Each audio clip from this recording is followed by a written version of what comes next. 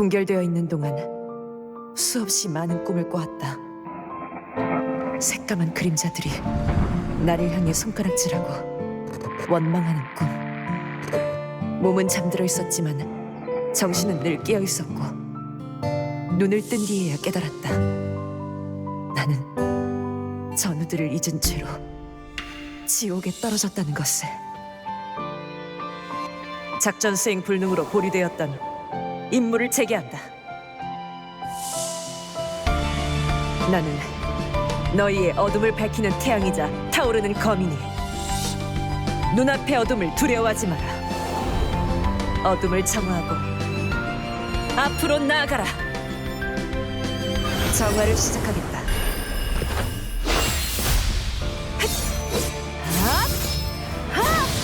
조금 뜨거울 거다. 경로 계산 완료. 그럼에도 우린 앞으로 나아갈 뿐이다. 동료들은 돌아오지 않아. 이 사실을 되돌릴 순 없어. 하지만 나는 그럼에도 일어서야 해. 모든 걸 잃었을지라도 앞으로 나아가야 하니까.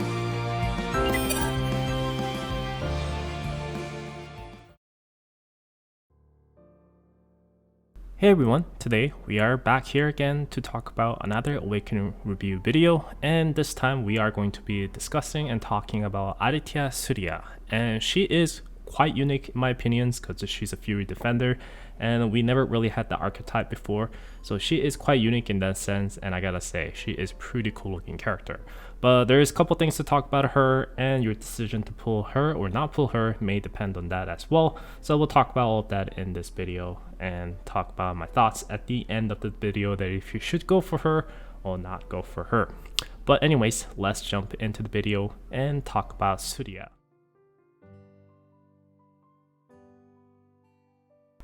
So first thing is first, let's go over Surya's kits. She is Awakened SSR Defenders and Counter type units as well, and she's a Fury type character, meaning you cannot use the skill haste gears on her.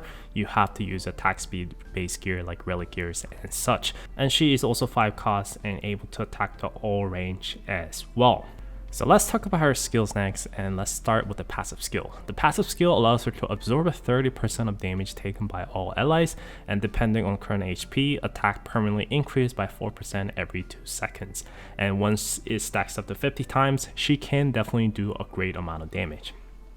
And when her HP falls below 30%, it cancels out the damage transfer and start to recover her HP, and once her HP goes to full again, then she will cancel that out and reactivate the damage transfer again. Her special skill is also very amazing because it's able to boost up to 30% attack speed for all your counter units. So with an counter team like Raid and such, she will definitely help you out to do more DPS overall for your entire team. And her ultimate skill is her floating in the airs and doing this golden laser beam to the targets, and it's going to be dealing true damage to the targets. And by the time she activates and uses the ultimate skill, most likely you are going to be having very good stacks of the passive skill already stacked up, so her attacks is going to be increased quite a bit, and you can expect very good damage from this ultimate skill, especially in PvP. So overall, in my opinions, if I just have to compare her kits, is very similar looking as a Seraphil, but she will definitely boost up the damage for your allies quite a bit thanks to her special skill attack speed boost, as well as able to absorb the damage and better healing mechanic in my opinions.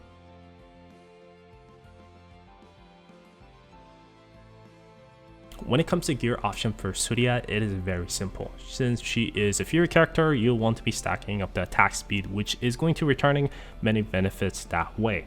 So you're always going to be running attack speed, relic speed gears, and that's what I've been using on her since she released, and I quite use Surya a lot throughout PVE Contents and sometime in PvP as well. So I definitely recommend this attack speed set, and she is going to be performing her best from this. Of course, in a last stands and stuff where defense penetration set definitely has a good effect, then in those situations, yes, defense penetration set will be working out pretty well as well. But overall, in my opinions, you are going to be running attack speed set if you want to utilize her kit at the full setup.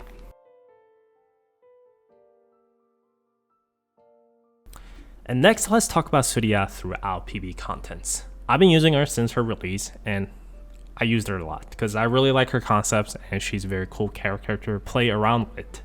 But even then, I have to say that comparing with Lost Awakening units we just had for Global Survey, which is Swan, she isn't going to be bringing much things compared to her. Swan added so much damage boost for PvE contents, and Surya is not the same. I think definitely a one spot where Surya is very unique is 190 Kraken Raids, where attack speed boosting definitely helps you out to mow down the tentacle.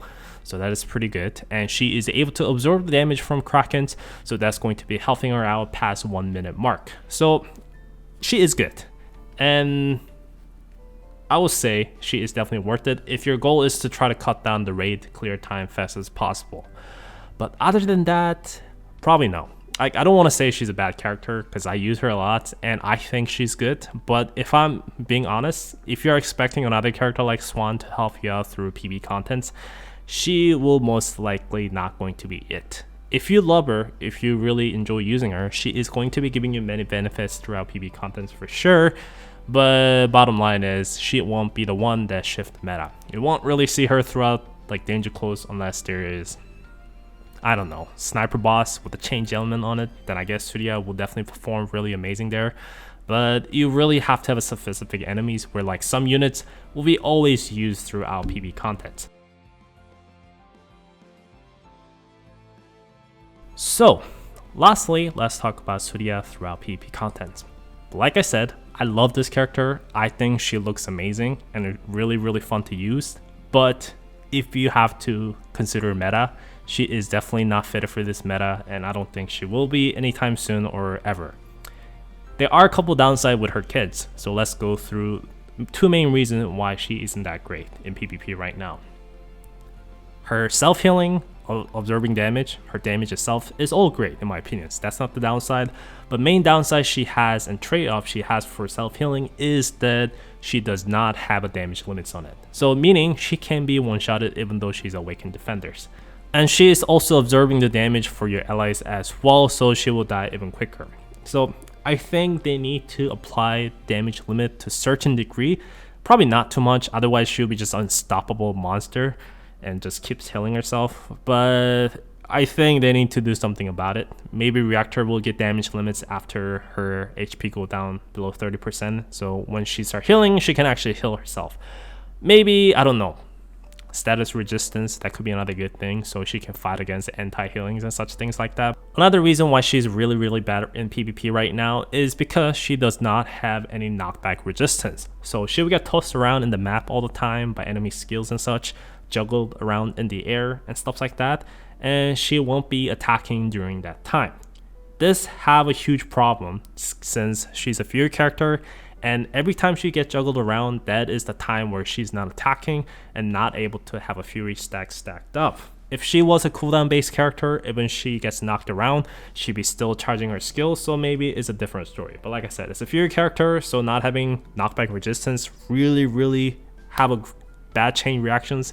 Of course, if they give everything I mentioned in this video to Surya, I think she will become unstoppable monster for PvP, because come on, self-healing, has damage limits, and also able to absorb damage for your team, doing great damage, able to boost up your DPS, and also able to be not knocked back. Like, there are so many recipes to become OP, but those two main things they left out definitely really hits her hard, and I think maybe they can try to give at least one of them, and I think she will be pretty decent. Like I said, she's not a totally bad character, but I'm just trying to be meta slave aspect, since I do try to get in Challenger every seasons, and it is pretty tough to use a character that is not meta if you want to win.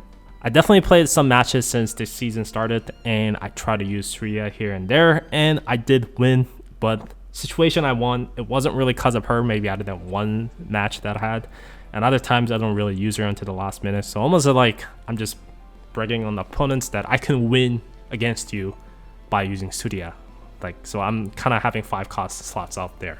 I think I can use like Ben and Nilla instead, and that'll be much better options in my opinions. But yeah, I got heated up talking about her in PvP because, like I said, she's really fun characters, and you'll see why. It's really satisfying to see her using ultimate skills and just mowing down the enemies. It is really fun, and I really enjoy playing with her. But like I said, if they gave everything I mentioned in this video, she will be just another OP character waiting to be nerfed.